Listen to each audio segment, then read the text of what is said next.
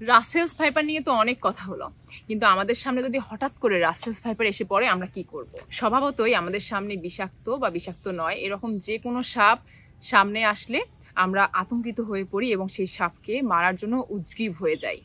কিন্তু রাসেলস ভাইপারের ক্ষেত্রে এরকমটা কখনোই করা যাবে না। সাপ দেখা মাত্র নিরাপদ দূরত্বে সরে আসতে হবে, কারণ রাসেলস ভাইপারকে আপনি যখন আঘাত করতে যাবেন তখন সে আক্রমণাত্মক হয়ে উঠবে এবং আক্রমণাত্মক হয়ে আপনাকে যে দংশন করতে পারে আপনি কিভাবে বুঝবেন? তখন এই সাপ এস আকৃতি ধারণ করে এবং একটা শব্দ করতে থাকে।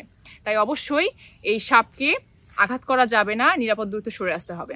এবং যেখানে আপনি রাসেলস ভাইপার দেখবেন তার মানে আশেপাশে এই সাপ আরও থাকতে পারে, কারণ রাসেলস ভাইপার একসাথে অনেকগুলো বাচ্চা প্রসব করে এবং এর বংশবিস্তারটা দ্রুত হয়। রাসেলস ভাইপারের দ্বারা সব থেকে বেশি ক্ষতিগ্রস্ত হয় আমাদের দেশের চাষি ভাইরা, কারণ এই সাপের আবাসস্থল হচ্ছে যেখানে একটু উঁচু ঘাস থাকে, জঙ্গল, ক্ষেত, বাগান।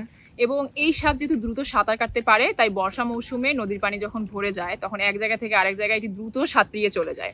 তাই অবশ্যই চাষি ভাইরা যখন ক্ষেত খামারে যাবেন বা বাগানে যাবেন তখন একটা লাঠি হাতে রাখবেন শব্দ করে করে যাওয়ার জন্য, এবং গামবুট ব্যবহার করা, এবং আরো ভালো হয় মোটা প্যান্টের কাপড় একদম নিচ পর্যন্ত পরা।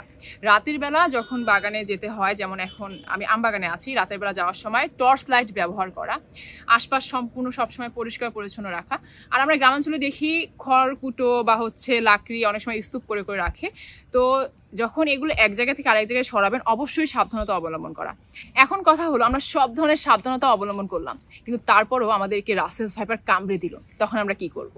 রাসেলস ভাইপার বা অন্য যে কোনো সাপ কামড়ে দিলে আতঙ্কিত না হয়ে যদি হাতে কামড়ে দেয় তাহলে হাত স্থির রাখতে হবে, এবং যদি পায়ে কামড়ে দেয় তাহলে স্থিরভাবে বসে যেতে হবে।